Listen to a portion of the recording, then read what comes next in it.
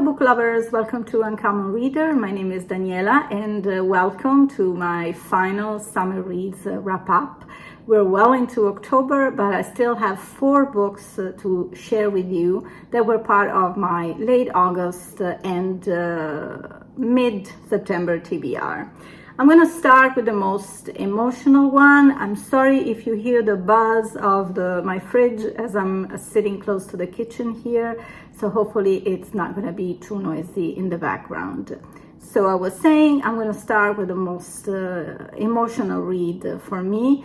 That was Patriot, the autobiography of Alexei Navalny, who was a prominent Russian opposition figure, anti-corruption activist, and also a political prisoner.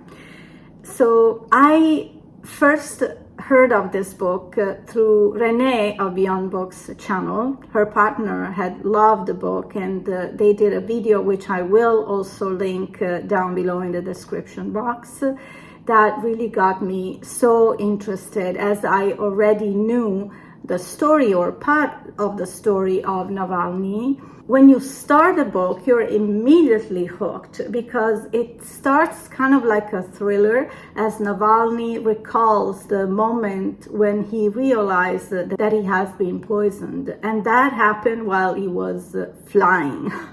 So it was kind of a very freaky thing to experience. And you're immediately invested on his life and whatever happened after he was poisoned. The book is divided into parts. The first half tells the story of his life growing up in the Soviet Union and how he became politically active and what pushed him to speak out against corruption and how he became one of Putin's biggest critics. And he is very thorough in explaining also how the corruption works in Russia. He also talks about his family and the important role of his wife, who has always been by his side, supporting him despite the fact that they had 2 children. And the only thing that made me dubious sometimes about what he did was the fact that, he ran so many risks with his activities that may have put his kid's life at risk. But his family was with him all the way. The second half of the book is much more personal. It's his prison diary, where he reflects on what it was like to be isolated, cut off from the world, and constantly under pressure, fearing for his safety, of course, but still trying to hold on to hope and stay mentally strong. What stood out for me from this read was his courage. And no matter what was thrown at him, he was always ready to fight back. And I love that he talks about, he felt it like a duty to speak out and to let Russian people know where their money were spent and how the corruption system was really expanded into the government, and there weren't a figure in government that was clean enough. So it was kind of discouraging to read, but at the same time very instructive as well. I also loved his vision for Russia. He believed in a better future for the country, one with fair elections, justice, and freedom of speech. And you can tell how he deeply cared about change, as he's been always for it, trying whatever means to be able to send his message out. He would have certain channels that he could communicate, since the national TV wouldn't speak about his activism. So they've opened like a YouTube channel, then they had a newsletter that they would send out, and all the time the government would try to shut him down. He's been to prison several times, But after he was poisoned and stayed and recovered in Germany for 3 months, he decided to return to Russia. And I don't know, maybe he could have thought that he could fight the system from abroad, but he really felt so much love for his country and his deep commitment to change things, to open Russians' eyes, that he decided to return, knowing very well that he could have been arrested as he landed, and that's what happened, unfortunately. I was also very surprised by the style of the narratives. He was a really great communicator, and in fact Navalny keeps his humor up and alive throughout the book, and being very ironic at times, and this was surprisingly moving to me. So this is kind of a memoir, but also it feels like a call to action, because you have this sensation that it's so important to speak up when you know certain truths, and never, hide back or turn your head to injustice. So it's heartbreaking to know that he's been killed after, I think, 3 years in prison. And I know his wife and kids will continue his legacy. But it's really such a shame that he wasn't able to succeed where he planned to. But we have this amazing testimony to hold on to. And I'm so glad that I saw Renee's video on this book, because I'm really glad that I got the chance to know this man a bit better and enjoy this book very much. On a kind of lighter note, I returned to a reread, and the author is Banana Yoshimoto. The book in English is called Asleep, and it's a series of 3 short novels, all about somehow the sense of loss. The protagonists are, in one novel, a sister that loses her brother, and through 2 of his past girlfriends, she brings up memories of him. The second story has a supernatural element to it, with a woman who is struggling with addiction, trying to reconnect with a rival in a past relationship. So it was kind of a weird triangle. The final story follows Terako, who is in a relationship with a man whose wife is in a coma. And Terako finds herself slipping deeper into sleep or some sort of lethargy, somehow connected to the situation, this stalled relationship she has. So it's pretty clear that this sleep condition is not just a physical situation, but it's also something that triggers some emotional factors as well. As usual, Yoshimoto is able to bring out the characters' personalities and flaws and good aspects very clearly. She's quite talented to it. The writing is also very simple and quiet, but it creates a strong mood. And the subject of sleep in these stories, it's not just about being tired. It's more like being stuck in your feelings and using sleep to escape pain or processing this pain.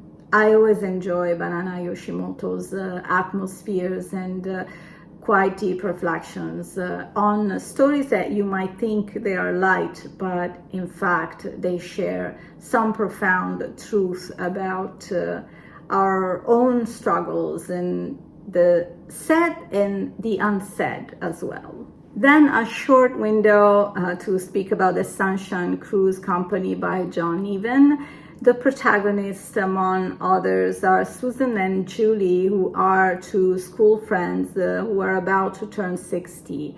Susan becomes a widow but left with debts, and Julie is also in a very complicated financial situation. The 2 come up with a very strange plan. Instead of, crying for their miseries, They decide to rob a bank and flee abroad, teaming up with two other women that, for different reasons, they want to take the risk and go with this very crazy plan. So while this book is set out to be quite entertaining due to certain situations that happen in the book, I felt it was also quite approximate and superficial at times and quite vulgar. I had high hopes for this novel as it came recommended by a friend, but I don't think that even quite hit the mark with this one. I definitely loved his other novel I read from him, The Second Coming. That was a little more sophisticated in my opinion. So it was a little disappointing. The last book I thoroughly enjoyed is The Jinn, I hope the pronunciation is correct, by Fatma Aydemir, who is a German author. I believe by her name that she also has Turkish descent. So in Italy, this book is entitled I nostri segreti, which is Our Secrets, which I felt was quite an appropriate title due to the contents. The story is about a family that immigrated from Turkey to Germany. And after 30 years of work, the head of the family, Hussein, finally buys a home in Istanbul because he wants to go back with the family, or at least with his wife, after working hard so many years. And as he's preparing the last touches of this apartment, he has a heart attack and unfortunately he dies. So his family, after they've been told, they have to organize and fly to Istanbul for the funeral. And as we follow the family trying to arrange for this trip to Istanbul, the novel shifts focus, and each chapter is centered on a different family member, revealing their personal struggles, their secrets, and desires. So we meet a teenage son trying to understand his sexuality in silence without talking to anyone, which is quite hard to do. A daughter caught between her education and her cultural identity, feeling different as a daughter of immigrants.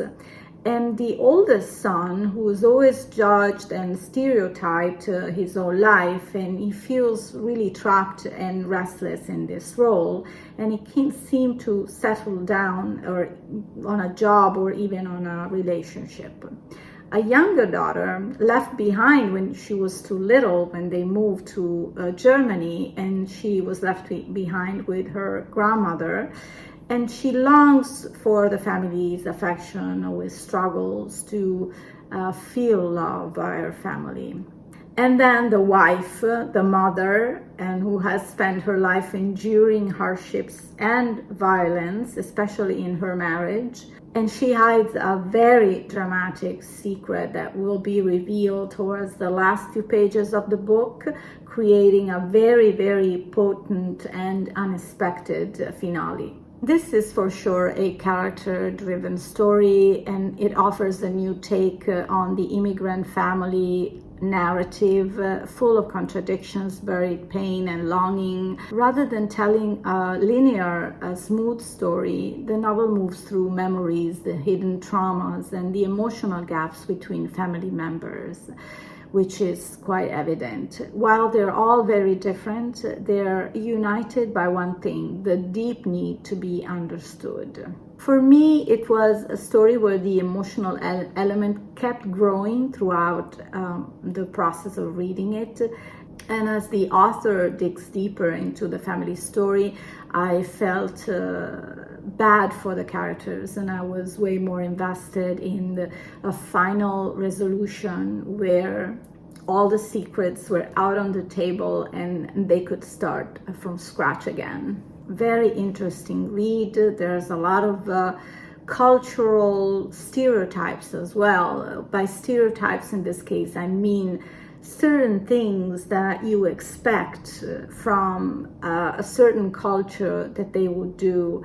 The mom was very old style, and you see, of course, the kids grown up in Germany, their ideas of family or life and being an adult were completely different. So the expectations that the parents had, still linked with their cultural background, were different from what the kids wanted. So I could totally see how the family dynamics were really struggling. So it was still very enjoyable. The style of writing was very emotional, and it kept me really focused on each character. And again, as I said, just going into the story, and somehow all the struggles come together in the final chapter dedicated to the mother and wife, because there were certain unsaid things that in a way made me realize why there was this lack of communication or even lack of affection for some of the kids. So really tough, but deep read. I thoroughly enjoyed. And this completes our final wrap up for my summer reads. I thank you so much for watching this video today, and look forward to see you here on Uncommon Reader back very soon. In the meantime, happy reading, everyone. Ciao.